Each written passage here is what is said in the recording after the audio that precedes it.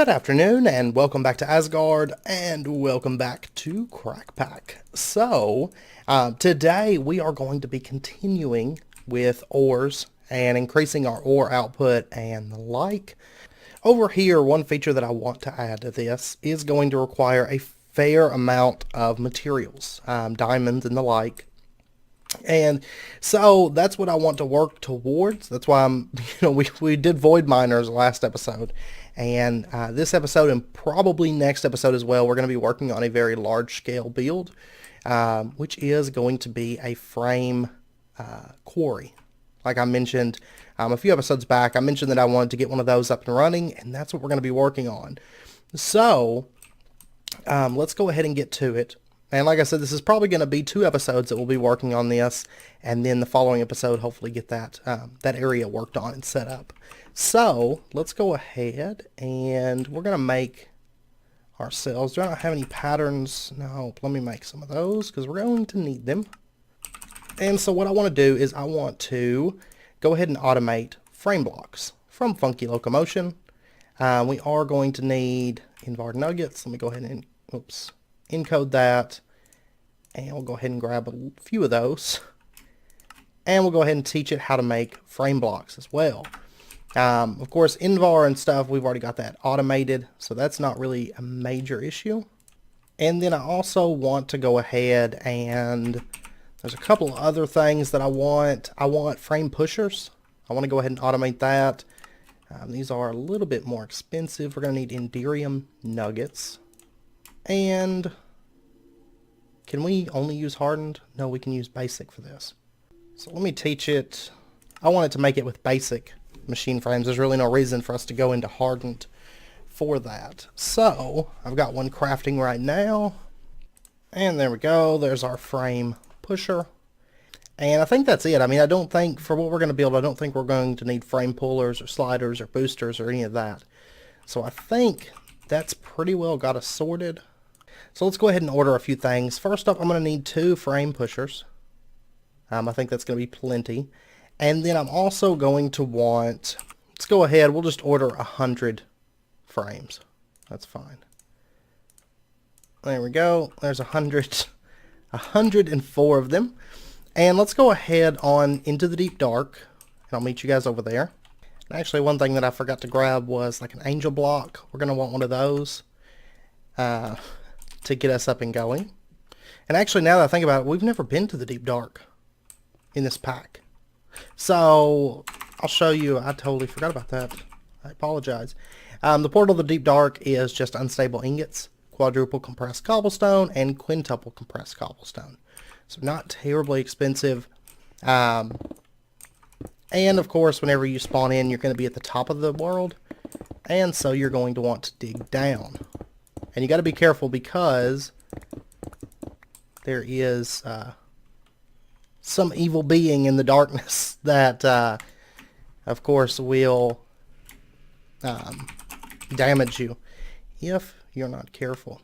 So I'm going to go ahead and make a teleport to the deep dark, and then let's go ahead and dive on in. Now the deep dark, you'll notice, if I don't have night vision on, it's just rather dark in here. There is some pitfalls. They're filled with ores. You can see as we fly down through here, there is a lot of ore generation in the deep dark. And once we get to the bottom here, certain places there'll be bedrock, but there's also holes right into the void as well. So you need to be semi-careful. Looking, we actually don't see any diamonds right here on the surface, but there are generally a lot of diamonds and emeralds that will spawn within the deep dark. And so this is where I'm wanting to set up our quarry for us. Now there is a couple other things I'd like to fly around and show you. Let's see if I can find some of them. Oh, I'm taking damage. That is from the darkness. I need light to make that stop. Here is actually one of the structures that I wanted to show you. These are actually really, really cool because you'll notice they have all these like colored stone. You can actually make these from extra utilities, the blocks that's used in this. And inside of here, it's basically like a maze, and each floor gets progressively more difficult. There's a lot of mobs that will spawn up in these. There's generally quite a few mob spawners per floor. Yeah. So here, for example, sorry, I know that's kind of noisy. And if you take a look in here, you know, there's some items and stuff. I'm not too concerned with those items right now. I mainly want materials. So, this is where we're going to set up our quarry at. Go ahead and head back here. We're going to start setting it up just right here where we enter at. And that's why I brought the angel block. So we'll just pop that down. There we go. Once again, I do apologize. This armor is so noisy. And the way these frame blocks from Funky Locomotion work is whenever they're given a push by a frame pusher, they're going to move. So if we were to set this up, right now you'll notice it's pointing up. You can use pretty much any kind of wrench to rotate these. Also, Funky Locomotion comes with its own wrench as well. But if we were to rotate this, and we have to give it power, I totally forgot about that. Let me go get a quantum. Do I want to do it with quantum entangleporters or tesseracts?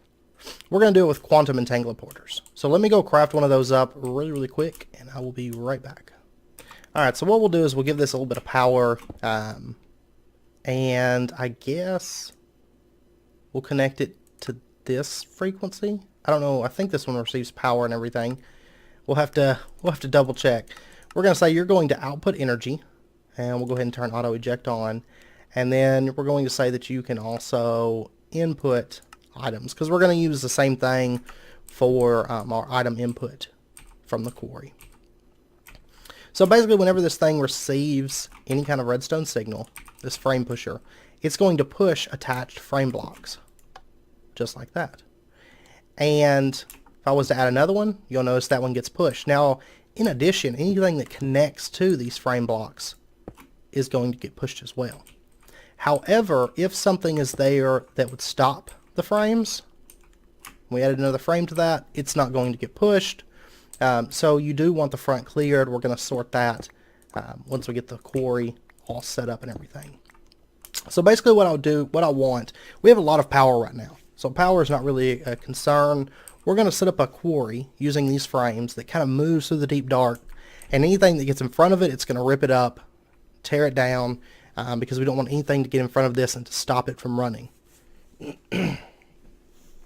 And so basically I just want a quarry that I can tell it to run, and it's just going to keep running and keep moving through here, just tearing up everything in front of it. So we'll go ahead and get this set up. And now keep in mind the frame pusher is not going to get moved with the frames by default. So we are going to have to deal with that, but that's why I made 2 frame pushers. It's actually very easy to do. So let's go ahead and build out the platform. What I'm thinking is we'll have the frame pusher here, and we're going to go ahead and just build ourselves like maybe a couple wide little platform, and eventually we're going to add a chunk loader to this and all that good stuff. Basically just for the initial platform. I kind of want area to move around on here because we're going to attach a portal and also, you know, all the different mining stuff and just a fair few things that are going to get added to this. Right now I'm just going to light it up. And let's go ahead and remove this. I don't want that there, really. And so then what we're going to do is let's go ahead and pull this off for a minute. And let's handle this frame pusher, because basically what I want to do is I want to have it set up so that whenever this one pushes, that's all fine. And then I want a way to, you know, push it as well. So what we're going to do is we're going to set up another frame pusher right here. We'll go ahead and rotate that. Alright, what we're going to do is let's go ahead and just give this frame pusher a signal. And I also want to set up the quantum entangleporter. And we're just going to put it right here, I think. Should be fine. And this one, is it set up? Oh, no, it's not set up. Did it keep the... Okay, it kept the setups, though. But we're just going to run our energy conduits over like this.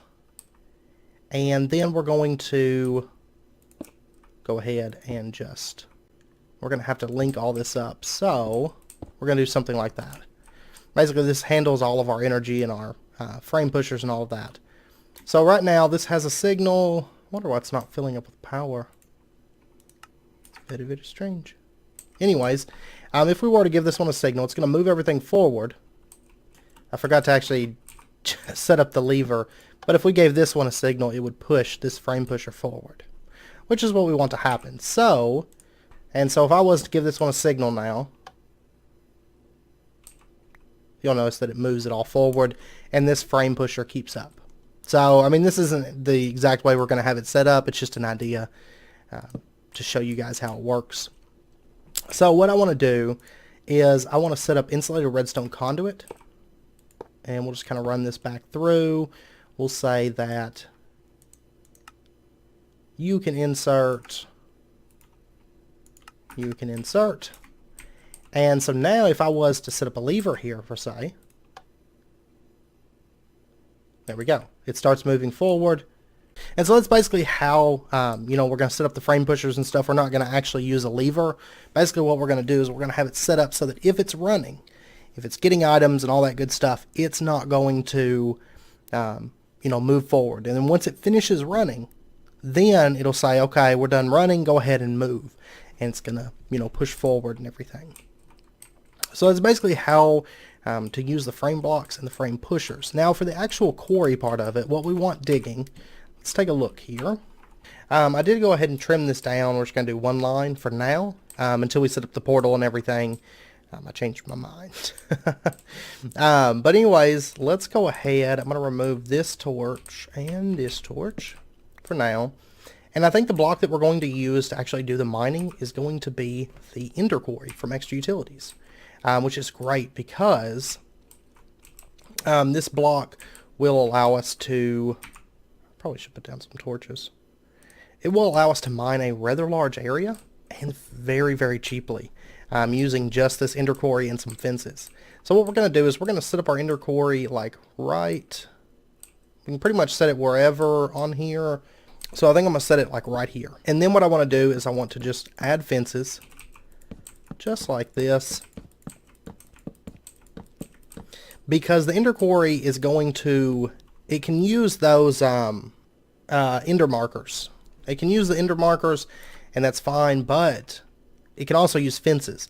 And fences, it can, gather that data while it moves, and it's not going to be an issue for us. So we're going to build this thing out a decent size. I think that should be good. And then what we'll do is we'll just add additional frame blocks just like this. And you could make this a bigger area if you want to. There's just really not too much reason to do that. And we'll go ahead and put our fences around here. And if you notice, like right now, it's saying fence boundary stops, blah, blah, blah. We're going to go ahead and bring this on around. Okay, my bad. It needs to be a little bit bigger than I had it. It was like, fence boundary is too small. Like, okay. So we'll make it just a little bit larger, and we can make it move forward, multiple times. That's fine. Alright, so now it's saying successfully established boundary. So now what we need to do is let's just put some kind of an inventory on top of it. I can't remember if it can go behind it, but I think on top would be wonderful. And we're just going to need to link this inventory up with our frame blocks, which is fine.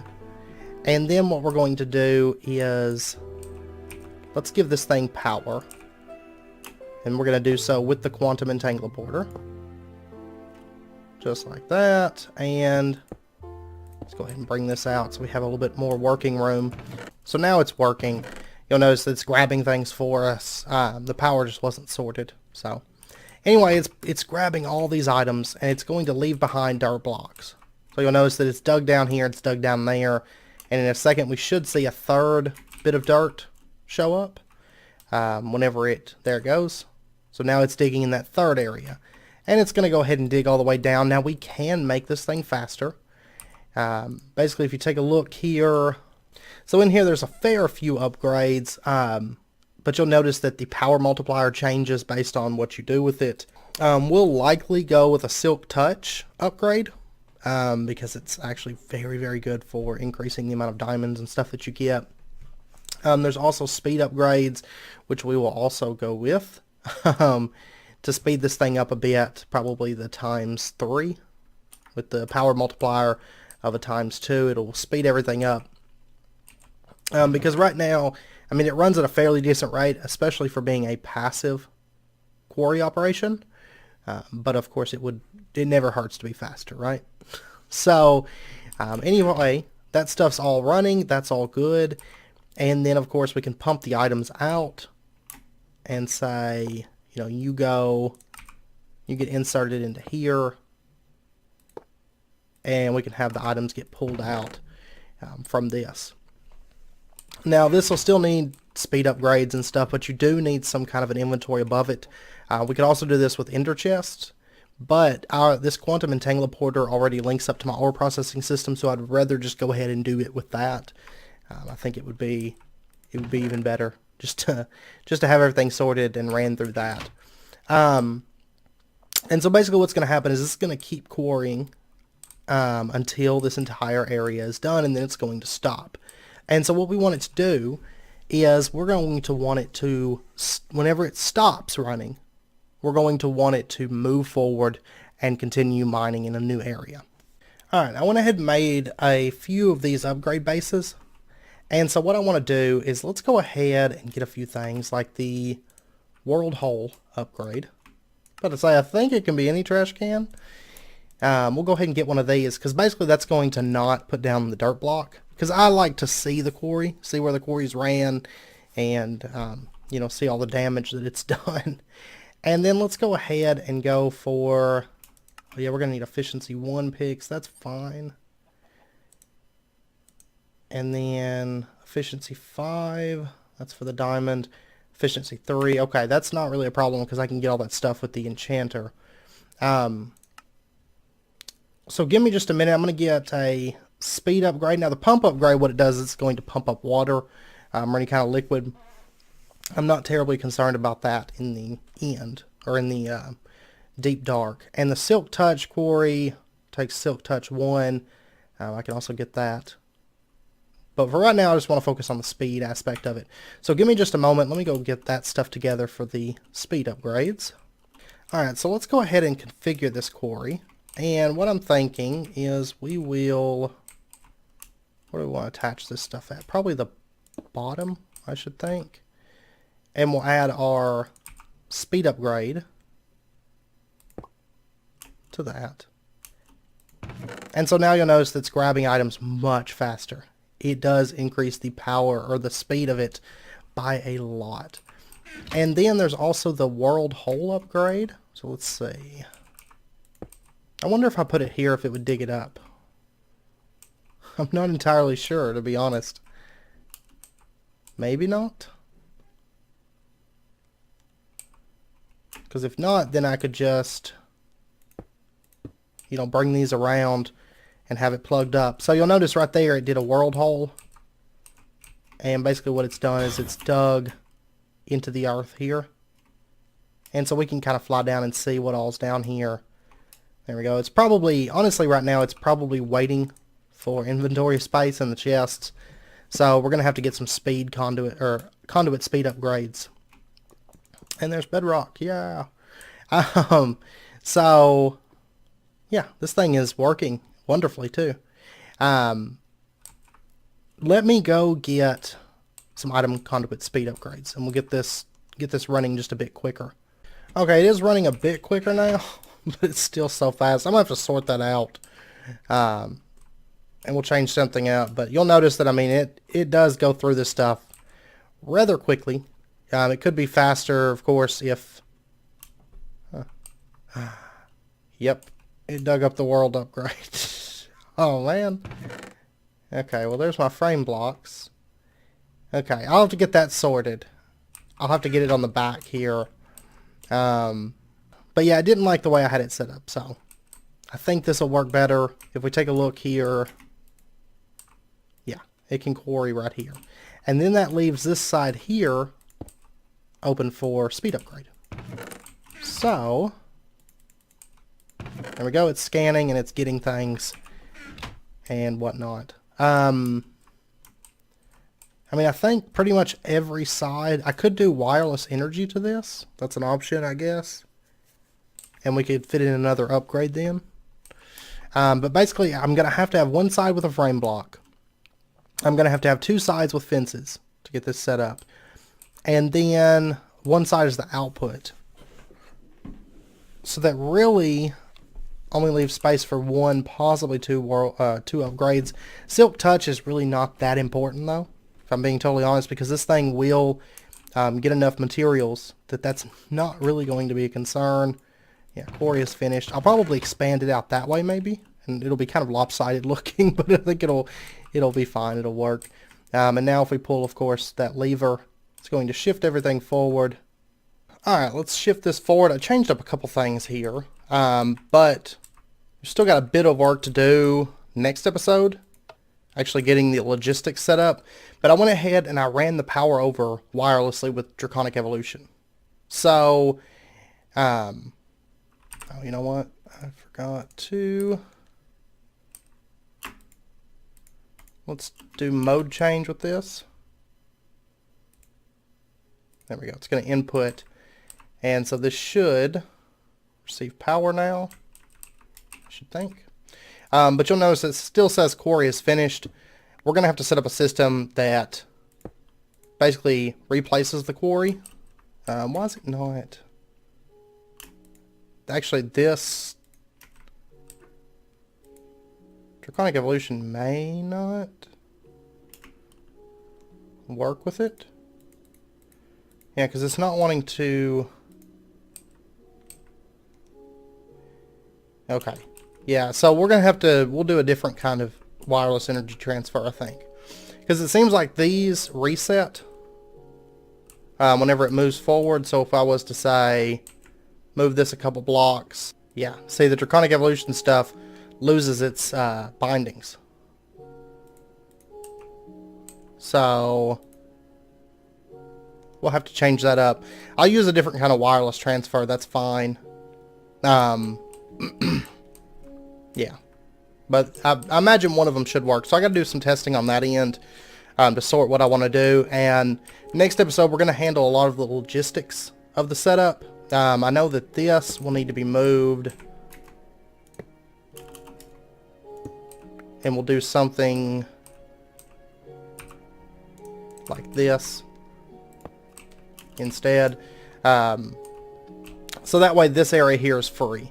Because basically what we're going to have to do is we're going to have to set it up so that it breaks it and replaces it. Because right now I've got to have two sides that are connected with the fences. That's just how the Ender Quarry works. I have to have that. And then we're going to have an output side, which of course is our chest in this case. And we're going to have to speed this extract up. Right now it's just going into a chest. It's basically getting output into an ender chest, and the ender chest is what's getting backed up. So I'm just going to add extra importers for AE. Oh yeah, this is an issue. Stop running, please. Stop running.